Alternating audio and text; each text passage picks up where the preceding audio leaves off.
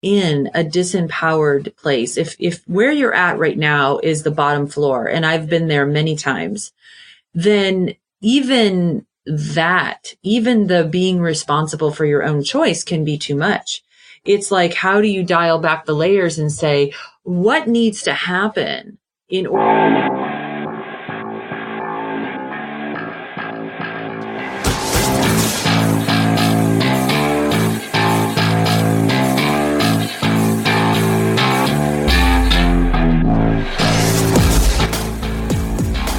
This is Scratch Your Own Itch, the one show that delivers the conversations that we're afraid to share, but need to. This show is all about creating a life worth living. I'm Logan Tyler Nelson, and I'm your host. So, you're going to hear conversations with creators and entrepreneurs talk about what they do, their current and past traumas, how they became who they are, and what they are truly curious about. This is the show where we talk about the things we think about a lot, but need to talk about more. Please take note that this show is not a substitute for actually creating a life worth living, because this show will stir your beliefs, make you question what it means to create a life worth living. So my promise to you is to always give you one question to answer for yourself today, to start turning your dreams into a reality.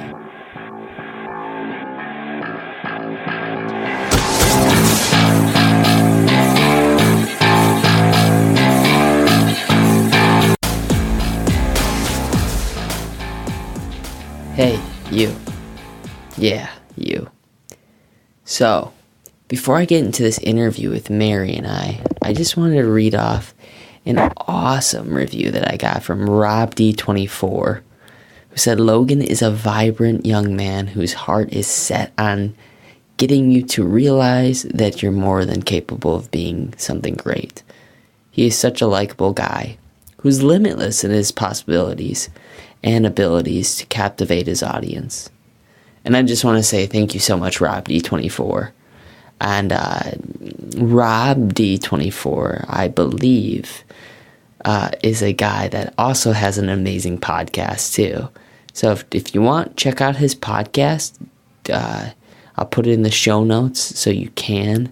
And then also, hey, I want to give you guys an offering that I just really want to make it so simple for you guys to do too.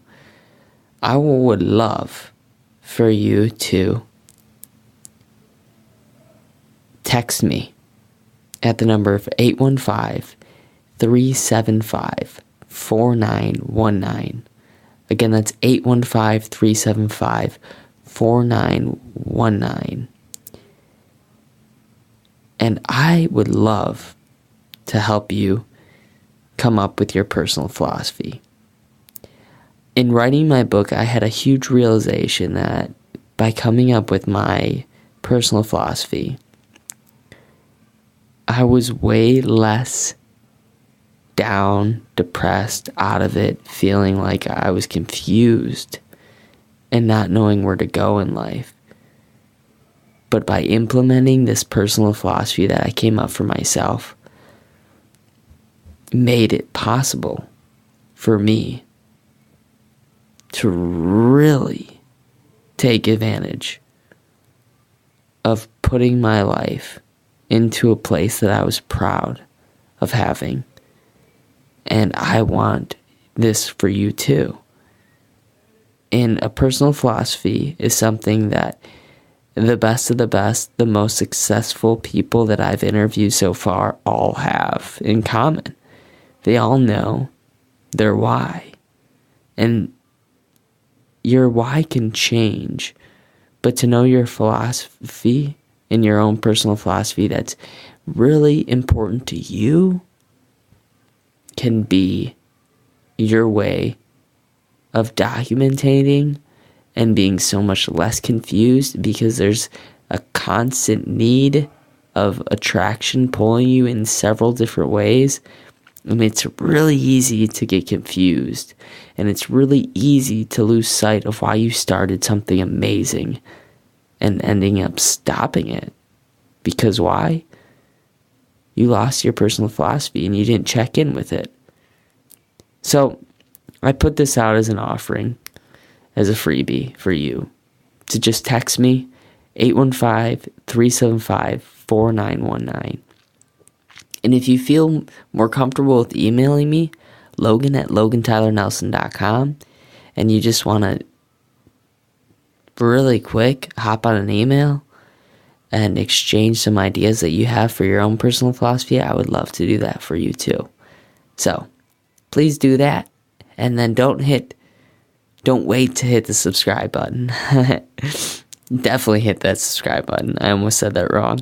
And then also, leave a review. That would be the best thing ever. And the best compliment ever you could leave me is by sharing this episode with anybody that you think needs to hear this, because honestly, a lot of us are freaking out and it's hard to know sure that we're doing the things we're supposed to be doing. And this episode was kind of created for that person that feels that. So, without further ado, enjoy my interview with Mary Shores.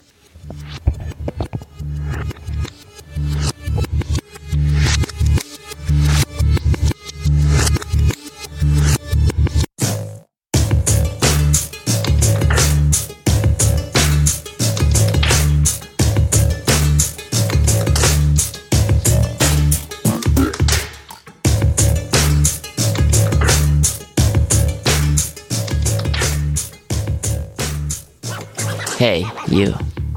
Yeah, you. So, my curiosity question for you is, how do you become the spectator of your own life in order to make the change you need to make in your life today and actually start scratching your own itch? Okay, let me set the tone.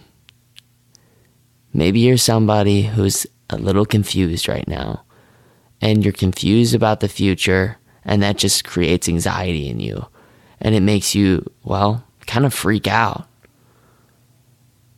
And I just want to exercise the idea for you that this whole freaking out and uncertainty thing comes down to beliefs. Beliefs are all about the story you're telling yourself. And all you need to do is to change the story you are going to start telling yourself today. But maybe you don't want to just take my word for it and you need some cold hard science behind this. Well, you're in luck, because my guest today wrote a book all around this very topic, and she uses neuroscience to back up her statements about beliefs and the conscious communications we all have with ourselves. My guest is Mary Shores, and she spends her time as a writer, speaking, and generating positive and pragmatic solutions for people who are freaking out. Mary blends personal experience with her extensive knowledge of neuroscience and human behavior to guide businesses and individuals to defeat the freak out and create their ideal life, which lines up with this show. So, I'm pretty excited to talk to Mary today because of that. And because she is scratching her own itch by creating a life worth living and living through these sort of questions that she had for herself.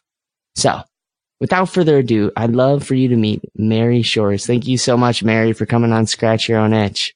Yeah. Hey, Logan. I'm really happy to be here today. Oh, awesome. I've been listening to all your interviews, and I've looked through your book, and there's some really incredible stuff as far as, I think, groundbreaking science, because a lot of people will be like, yeah, I've been to that Tony Robbins seminar, and I still feel like I haven't really gotten anything out of it, but I really like going to them, and I feel great afterwards. So I want to start off the show. First of all, the mission of the show is to always make someone feel less alone, and to really, also give them the tools to start scratching their own itch. And scratching your own itch is by solving that big challenge that you had in your own life in order to solve other people's problems too while doing it. So is there any, thing that you had to go through in order to start scratching your own itch? Yeah, I've gone through so many things. I mean, I've been an adult for 25 years, so I've got 25 years of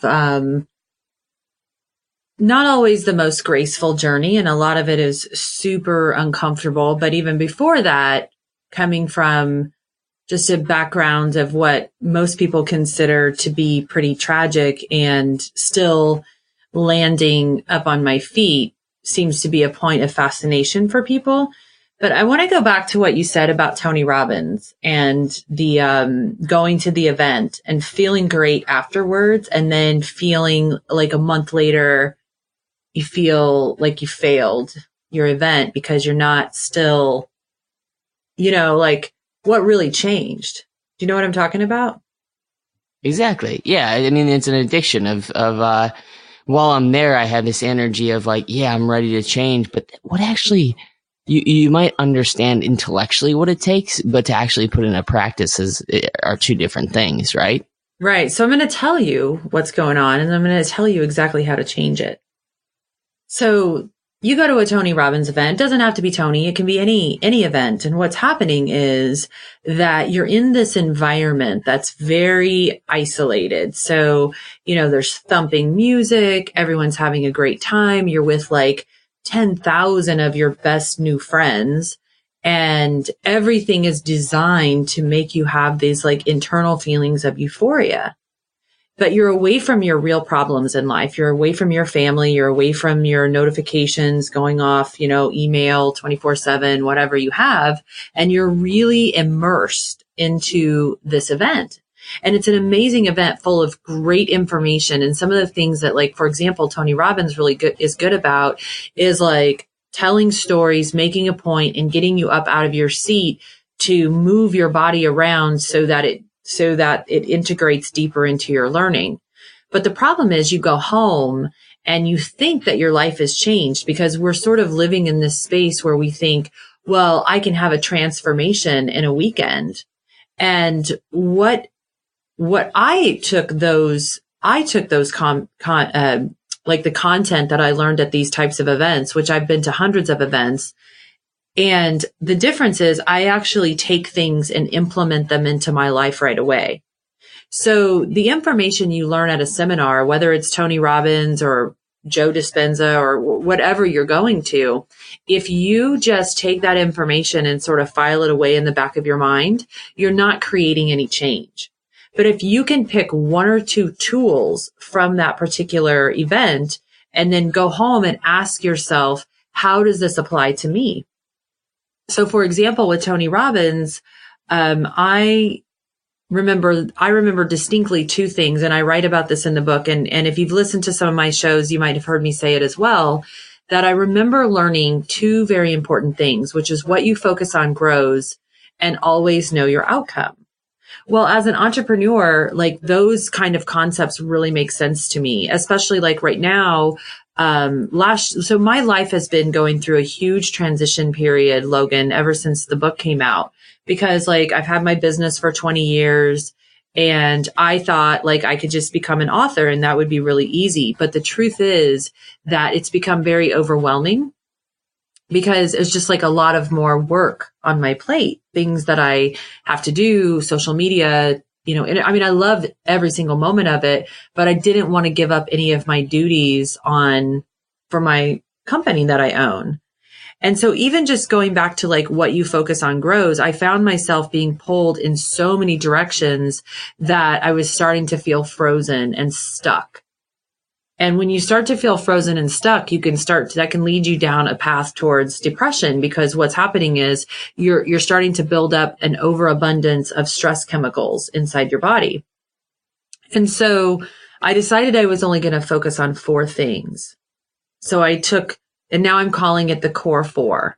So the core 4, and for any of you, like if you're feeling overwhelmed, then like what the tool I'm giving you here is to say, what are the 4 most important areas of my life right now?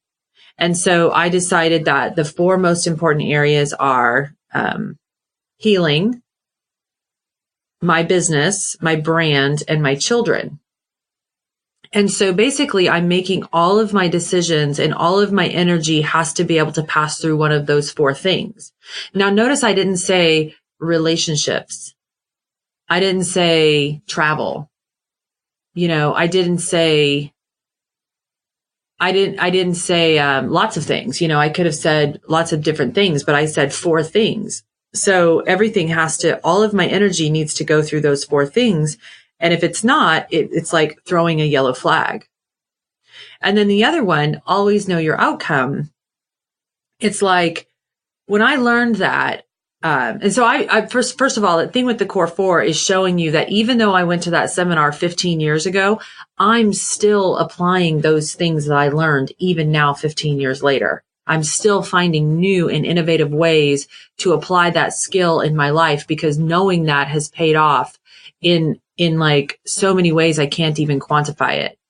And knowing your outcome, you know, I remember very distinctly, I came back to my office and I thought, I want my outcome to be that the next person who calls, I want them to be happier at the end of the call than they were at the beginning of the call.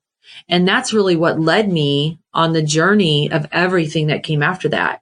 Like there's a pivot in your life where you ask yourself a fundamental question. And when you're older and you can look back, you can say, that's the moment that my life changed. So it didn't change at the seminar. It changed because I came home and I said, what do I want my outcome to be? I love it. I love it. Oh, wow. I love it. There's a lot to unpack there. You said a lot about just simple things that people can do right away. And you hit them with an exercise. I took notes. The healing business and brand in children are very important, but it's even more sort of very important for that one person that needs to hear that you can't just copy that and then use that and adopt it as your own. But maybe Mary will agree with me on this, but to really look at that one question, how does this apply to me again? And ask yourself what core 4 I can actually use. Maybe it's not business. Maybe it's actually just relationships. Maybe it's not something that that Mary said wasn't an example of hers at all. Like she's not really worried about the core 4 of relationships being something of hers. Right. But where you have extreme clarity is by knowing you're a core 4. Exactly. And I think that's where people fall back. I know you want to jump in, so I'm ready for you to jump in, but I want to just say that the clarity is so important that people get confused and they're scared to actually make the leap because there's not a sort of like awesome certainty that's in there. But there is a certainty when you start to actually write down every single day just to get 1% better what your core 4 may be. So totally jump in. Go for it. Yeah. Well, I love where you're going with this. You got me super excited. So like to give another example, one of my staff members, my business development director, so we did her core 4 and she came up with something totally different. So for hers, it was education, relationships, balance, and her like community involvement, because she's always, you know, like she's planning philanthropic events and she's in Rotary and stuff like that. So like hers were different than mine. So each person, it's like, this is what is most valuable for me in my life. So you can, in order to create that, you can ask yourself, like, what is at the core that I'm lacking? So for me, like my healing journey, that comes from, you know, that's a specific word, Logan. You notice I didn't say health. I said heal. Can you feel the difference?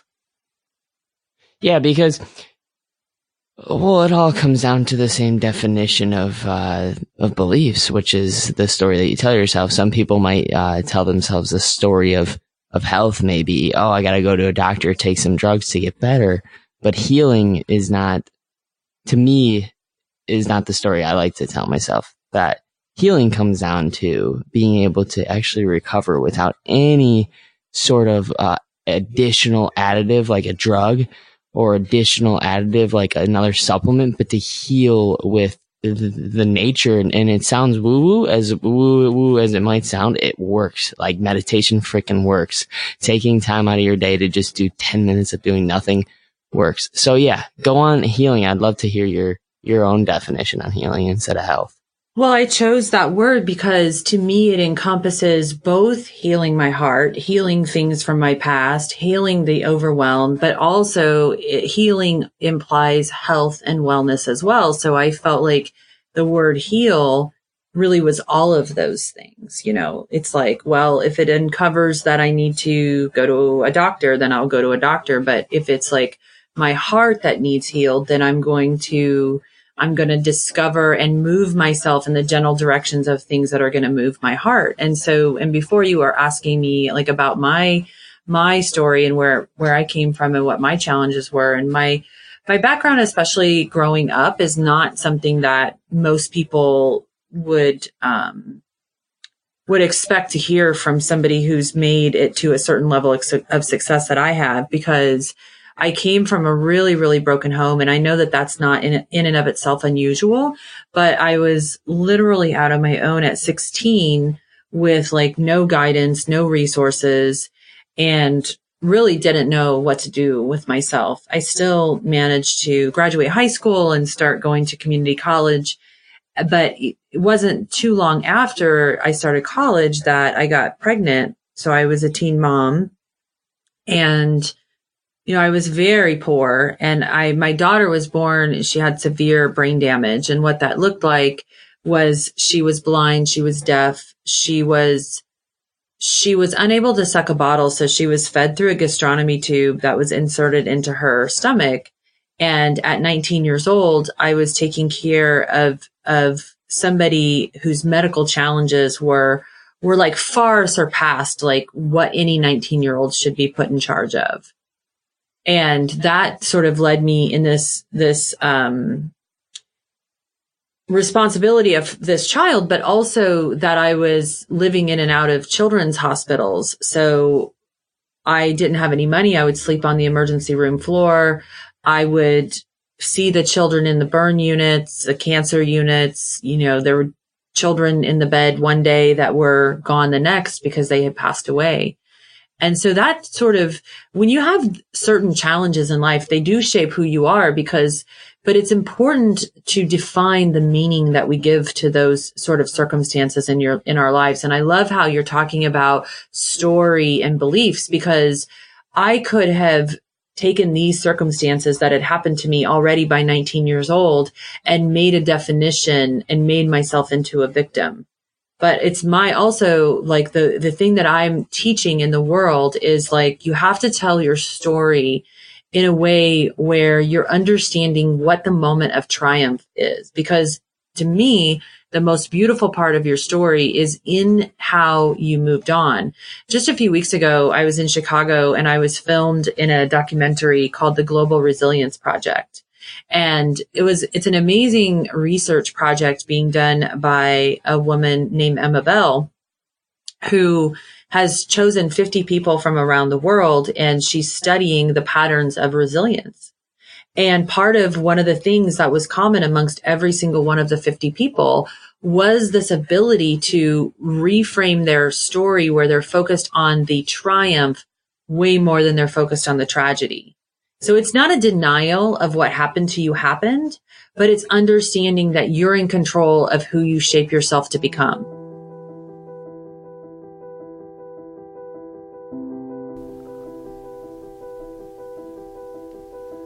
Have you ever wanted to be an authority in something that you're really passionate about?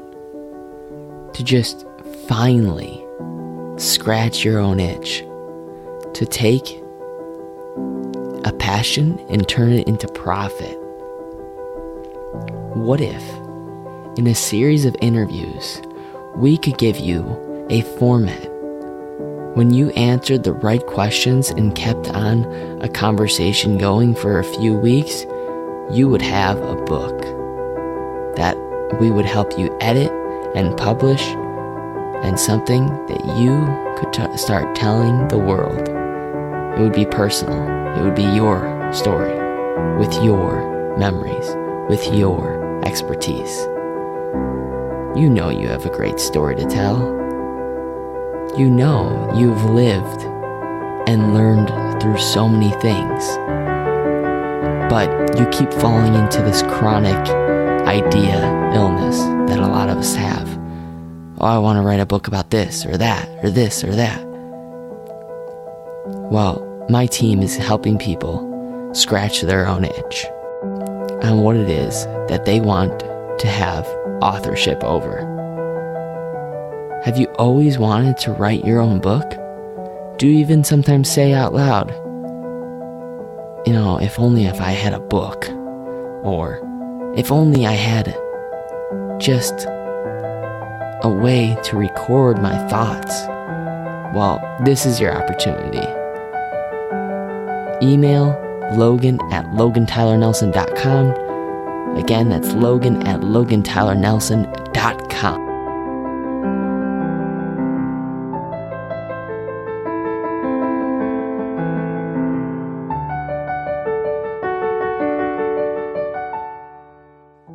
That's awesome, because it comes down to choice, right? Like that's what life's filled with, is just different choices.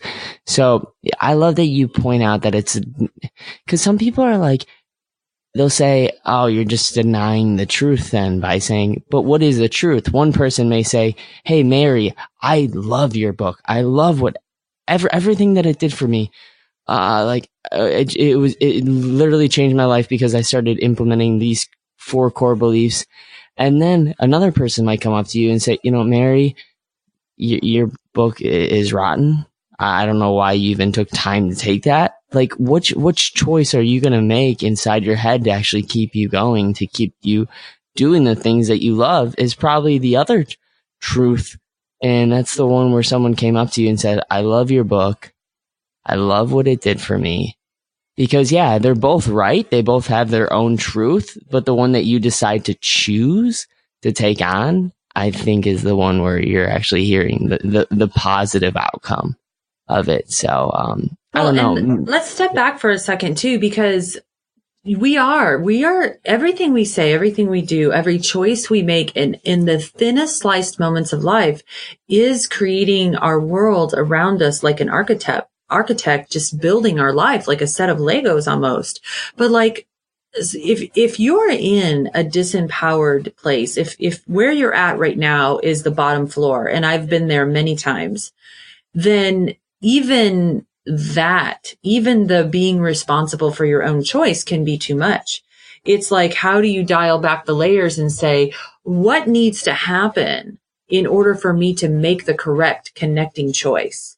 It's almost like, let's say that building this life that we love and we desire is like climbing a set of stairs. Then the ability to make choice and understand the power of your choice is probably on the 4th step. But like, where's the first step? Does this make sense to you, Logan? Yeah, it's not skipping steps, but our mind wants to do that all the time. Right. So it's like when you're not, and I'm not suggesting skipping steps either, but I'm just saying that sometimes even making a choice can feel so overwhelming. So it's like, what can we do to set ourselves up so that we are confident in the choices that we're making? Right. So let me ask you then, how do you think someone gains more confidence? Is it just by doing it and trying it and failing, and learning by doing it, trying and failing? Because then what you were saying earlier, which was, hey, I really wanted to write a book, and then all of a sudden I wrote it and it became way more work than I actually thought it was going to take, which led me down a little bit of a path of depression because I was overwhelmed and stressed out. So I really want to not beat around the bush and actually dig into this and ask, was writing a book, do you think, all happiness? Well, so life doesn't stop happening because you're writing a book, and writing a book is a huge commitment. So I think I write about, and I don't know how much of my book you've flipped through, but it's probably in chapter 6, where I really talk about this deep, dark time in my life. I think the subtitle in that chapter is called Laying It All on the Massage Table, or maybe it's not, I'm not sure. But anyway, I described this time in my life that got really deep and dark. And it was while I was writing the book, and I just had several things happen to me all at once. So what I did was, I wrote a list of all of the problems that I have because, as you know, I love to study neuroscience because I really believe that the way out of these kind of things and the way to get into control of our destiny is to understand the way that our minds work. And that's how you can change your mindset, is to just really understand, like, it works like a machine and you get to program the machine. So there's a study by Matthew Lieberman from UCLA that says, if you write a list, your brain likes a list. And so the brain especially likes checking things off of a list. So just by writing a list, you will create a certain amount of serotonin and dopamine. And so what's fascinating about that is I was really overwhelmed and I wrote a list of all of my problems, and I ended up having 20 things on the list. And these were serious things. These were like, I had an issue with the IRS. I had an employee who had worked for me forever. She resigned. I had a problem with my son. He's on the autism spectrum. I was having serious problems in school. So there were all of these issues, and I had 20. So I instantly felt better. I might not have understood why I felt better. And certainly, gaining dopamine is just temporarily going to make you feel better. But the next thing I did was I looked at that list, and I now call this from breakdown to breakthrough. I looked at that list and I said, I need to separate fact from fiction. So when I looked at the list, I realized I had 10 things on the list that were real things. Like my IRS problem was real. That was not going to go away. Like my employee leaving, that was really happening, right? But a lot of the other things on the list were things like, fear that I'm going to file bankruptcy, like I'm going to lose my house, or my business is going to close, or, there was like these irrational sort of crazy making fears that were associated with the problem. So for every problem on the list, I also had a fear that problem was causing in my life because it had triggered something in me. So by doing that right away, I was able to eliminate half my problems because I just had this awareness that half of my problems were actually fear. And that left me with only 10 problems to solve. So instantly it became half as overwhelming. So what I'm laughing at is I think reading a self-help book is actually not as helpful as actually writing a self-help book. Like, you actually start helping yourself when you write this book. And you might disagree with me, but I feel like you might agree with me, is the idea that you actually helped a lot of your problems just by simply having this stuff organized that's going crazy, like disorganization inside your head, and actually going out and saying, okay, now I really want to write a book, and the book needs to help somebody that I think I can actually help, because I've had to do this myself. So, for example, you have this list of 20, which I think is brilliant, and I think it's also going to go and take someone a little bit of time. So how would you want someone to actually not beat the heck out of themselves if they try this list of 20? Like, what was your experience? I know you kind of said it, but a really deep and specific story about an experience which you started to actually take one of the worst things on your list and turn it completely 180 degrees around. Okay, so I would say that there's a question in there, I swear. I would say that, first of all, everyone's list is going to be a different amount. Somebody might have one problem and they put one thing down on the list, right? Somebody might have 100. So mine just happened to be 20. It was a nice round number. I didn't plan it that way. That's just how it turned out. But, so say, for example, you have an illness and you've been diagnosed with cancer. So cancer is the problem. And maybe you've got things on there like dealing with my health insurance, going broke, how am I getting, my family. So you have some of these problems that are associated with the actual problem. So what was really important to do, and this is something I've been doing for years, not because of the book, but just because this is part of the way that I manage my life, is I write these 1-page action plans. So if we take one of the problems on the list, this employee who left, then I needed to write an action plan about how I was going to replace this employee. So I wrote an action plan for hiring. And like what came out of that document was really beautiful because I asked myself, I'm big about asking myself questions. Said, what needs to be true in order to solve this problem? So whether it's that or the IRS debt or whether it's like, you have a deeper problem that you're trying to heal, you say, what needs to be true in order to solve this problem? And so for everyone, it's going to look differently. So let's say someone is harming themselves. Then it might look like, okay, I'm going to need to, what would need to be true? I need to have a therapy partner, or I need to, like, whatever. You might have to research some solutions for yourself, but like just writing a plan on paper and committing to it will create in your subconscious mind a commitment towards moving towards that thing becoming true in your life. Logan, all of your power lies in your subconscious. It's like we are so powerful we are such powerful beings that we can't even imagine how powerful we are. I have more to say about that, but it just dawned on me. I'm sorry, because you probably heard papers moving and that wasn't my intention, but I want to read you something. Okay. This is from page 158 out of my book, Conscious Communications.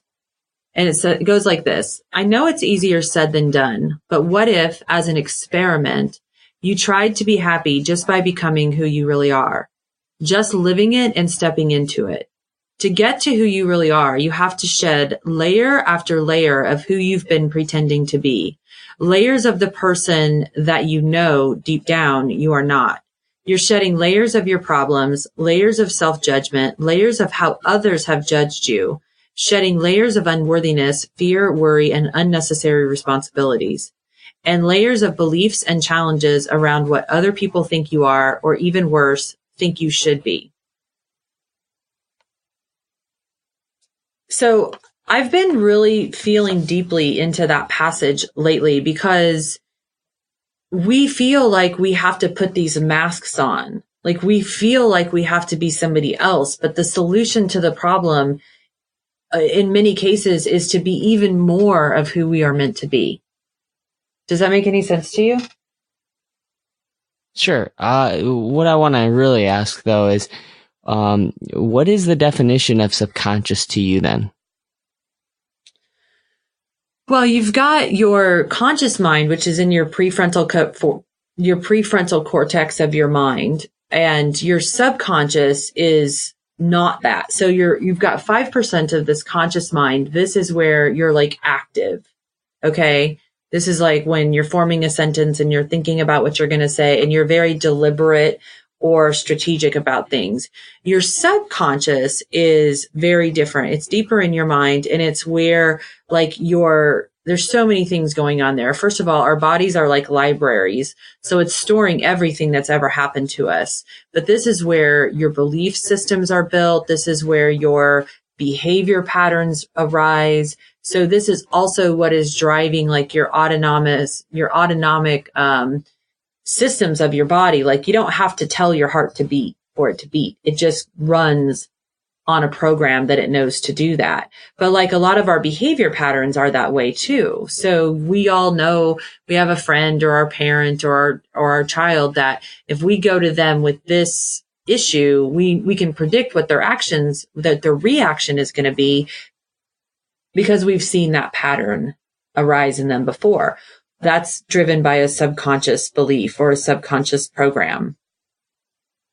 Gotcha. So the subconscious program, do you have any analogies, like how you're kind of talking about how our brain is kind of like a computer program?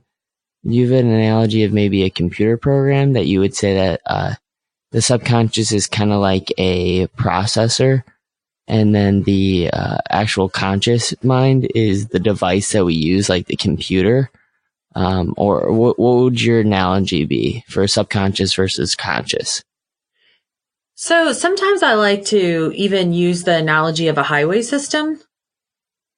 So so if you think about a city and it's got all of these roads, right? And the roads lead to somewhere. If you were going to drive to the coffee shop right now, and I know you live in like Springfield, you're not actually you're not that far away from me. But if you drive to the coffee shop, you're going to follow a road, right? Right. So that road is sort of like, that's the path. So that's like a neural pathway in your brain. So that's something that's in the subconscious. You know how to get there because the path is already created. Where you're 5% of your prefrontal cortex, that path is not created. You're creating it. So let's say you wanted to take a different direction, or you wanted to go to a new coffee shop, but you didn't know the path, right? You would have to figure it out.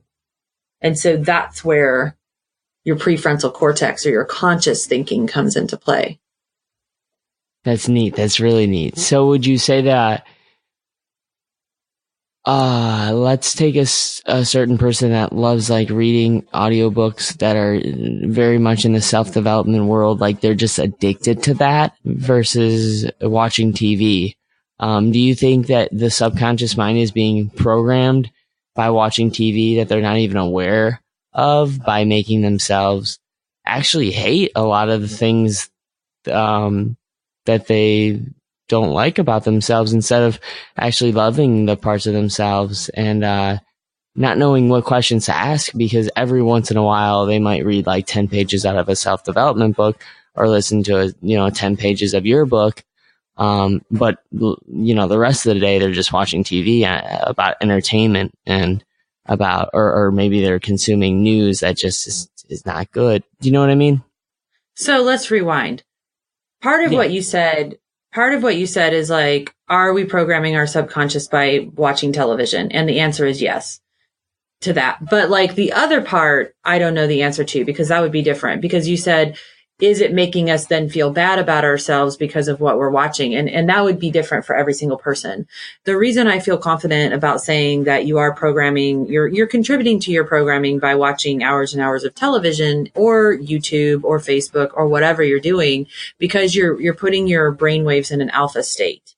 And so whenever you're in an alpha state, you're highly suggestible, and like you're watching commercials or whatever, but you're basically in this meditative state, allowing this information to come in. So I don't do that. I mean, I don't watch hours of mindless television, but when I do, it's usually like a documentary or something. But when I was younger, I did. And I just think that that second part of it about, is that then making you feel bad about yourself? I mean, I don't know the answer to that one. If I did, I would chime in, but I really don't. I think it could be different. If you had 100 people in a room, I think it would be different for every single one of them. Awesome. Yeah, the only reason it popped up in my head, and I wanted to like sort of, because I think that we're living in an age now where information is abundant. So why are there still problems with kids? Like, why are we still having problems with the way they have this crazy amount of ADHD, or this extreme amount of anxiety or depression at such a younger age than ever before? And we would need about 6 shows, because a large part of it is our food. So the food that my kids are putting in their body is different. It's a different quality than the food I was putting in my body. So like a hot dog from 1985 is not the equivalent of a hot dog in 2018. Or a Twinkie or whatever. Like the food supply, there's an issue with the food supply. There's an issue with the amount of sugar in the American diet. This is not brand new news. I mean, so we know sugar is a toxin. We know that the body, I mean, this is the first generation, like these Gen Z, like the first generation where childhood diabetes is a thing. Like that never has been a thing before. Like we're just putting so much toxins into our body, and the bodies are toxic at a young age, and they can't filter all of this garbage out. And so it manifests in all of these other things. Another thing is, like there's a growing field of epigenetics, which is really researching how trauma trauma that happens, especially to the mother prior to the giving birth of her child, is actually now in her genetics and passed on to the child. So like they did a lot of studies from the children of Holocaust survivors or children of Holocaust survivors that were born after the Holocaust, and like these different things. So basically, I think that one of the reasons your generation, given that you're a millennial, like suffers from so much anxiety is because they came from the generation that was the first generation that came from the broken homes. And so there's a certain chemical makeup that is being passed through to those children, but how do you solve it? And so it goes even more to understand that you are in control of these things and you can change them, but you might have a little bit more of an uphill challenge to be able to do it, because you're going to have to get into control of what you're putting in your food and in your bodies. Like you have to keep your body as clean as you possibly can, because the cleaner your body is, the cleaner what I call is your point of manifestation. Like obviously a car that just had a tune up and oil change is going to run much better than a car that hasn't had one in years. Wow. Oh, wow. Thank you so much for bringing that up. I had no idea you were going to bring that stuff up. That's so cool. And it just, I think it's very valuable for anyone, including myself, that's like, wow, it goes so much deeper than just the thoughts we're having. It really does come down to the chemicals we're putting inside of our bodies, I think the amount of motion, like exercise, not just exercise, but like motion, meaning like walking, is so much less nowadays too. Like, I mean, the gym sizes, as far as gym classes goes for kids, they're not getting more exercise. They're getting less and less movement during the day by cutting down recess, by cutting down gym time, because I don't know, for some reason, don't believe that that's the thing that's going to get someone healthier. But yeah, like you said, you could do 14 shows on that. But I really want to ask you, I want to pivot just for the last 2 minutes, just to ask you 3 questions really quick. Just first things that come to mind, and also can maybe leave anyone that needs to listen to this right now and take your awesome expertise and go yeah, I want to check up on this. So if I could just ask you 3 questions, that would be awesome. Sure. Sweet. So the first thing that comes to mind when I say your definition of success is what? Gosh, and I got to tell you, whatever you answer this question with will change in every decade of your life.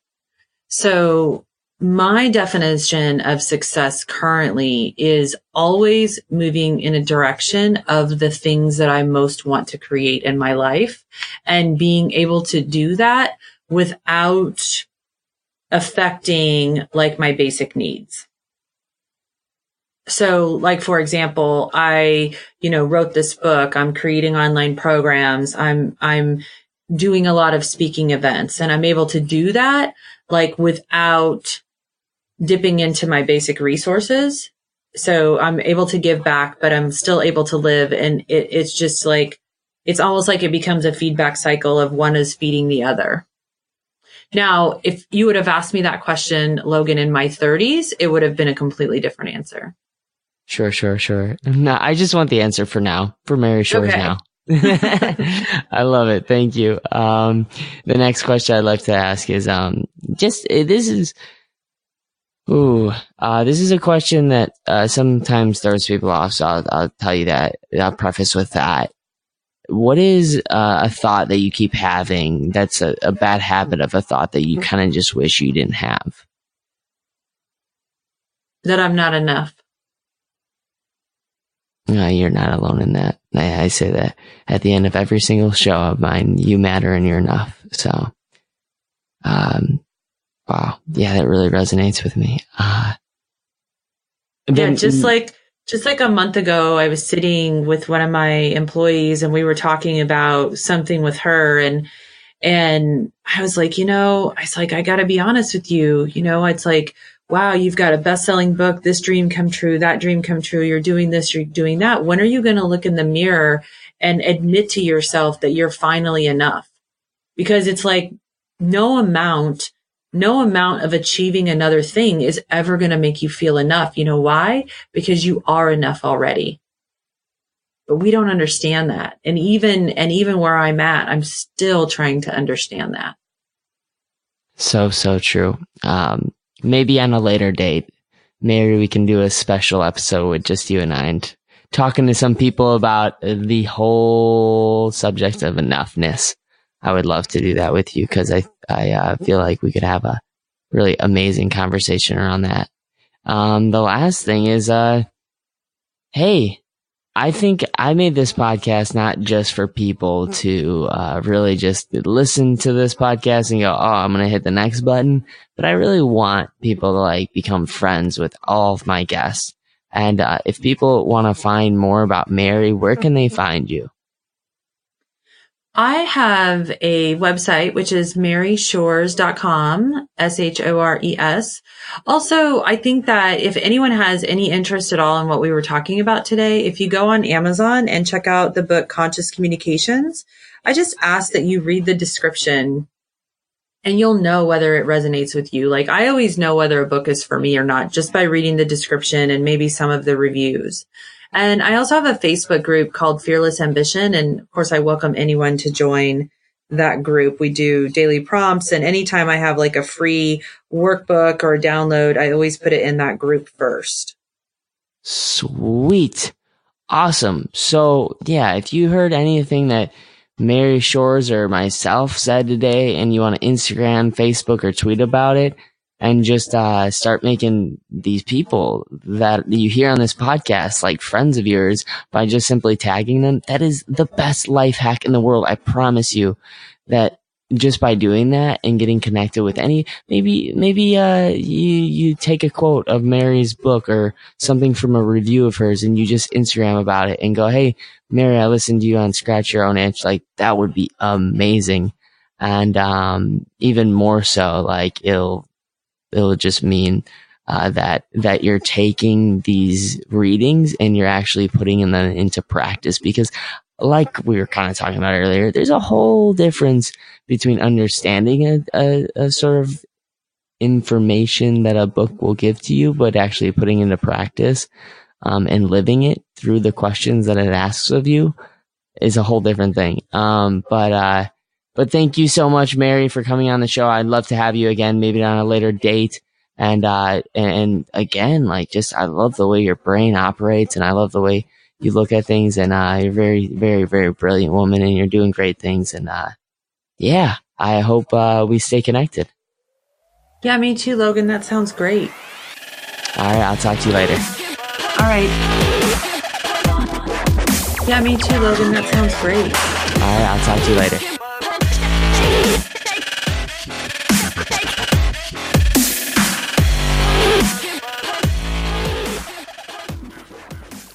All right, well, there's another episode of Scratch Your Own Itch. Thank you so much for taking the time to support the show just by listening to the end. I really appreciate it.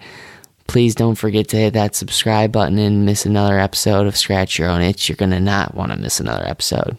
These are important. I'm really trying to make something amazing. And actually, I feel like I'm doing it with the help of you and everyone that's listening. And check out, though. Please, please, please, please, please put in the next time you do something for someone. Don't miss another opportunity to tweet it. And tweeting #MyDailyHelpingMovement. Please tweet that. I would really appreciate it. It just gives you an opportunity to really feel good about yourself. And that's the recipe to success and feeling good about yourself is when you're down and you want to feel up again, just take a moment and help someone else out. And I get this. I know hearing this is like, okay, I hear this all the time. And straight up, I've been in that same place where I hear it and I go, do I really want to do it? It takes a little bit of balls, but it's going to work for you if you just go up to that random person and just, simply take out $1 out of your pocket. It's this stupid simple. Take $1 out of your pocket and go, hey, I just want to give this to you because I just had a thought that you're a person that means a lot to the world, and you matter, and you're enough, and I want to just give this $1 to you, and I want to sign it, and I just want you to remind yourself that if you're ever down and you're feeling out of it, to just put this $1 as not a thing that you can actually use, but as a reminder for yourself that you do matter and you're enough.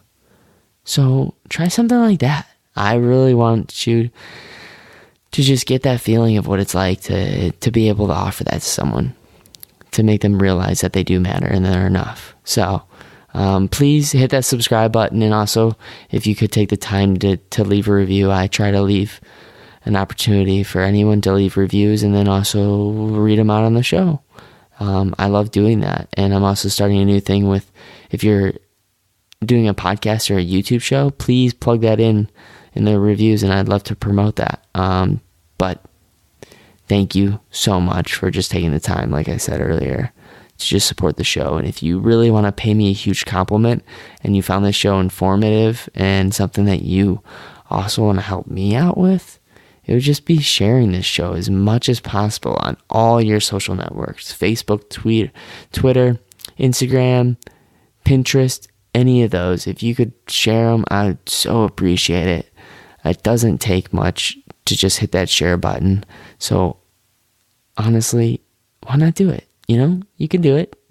Anyways, don't ever forget, you matter and you're enough.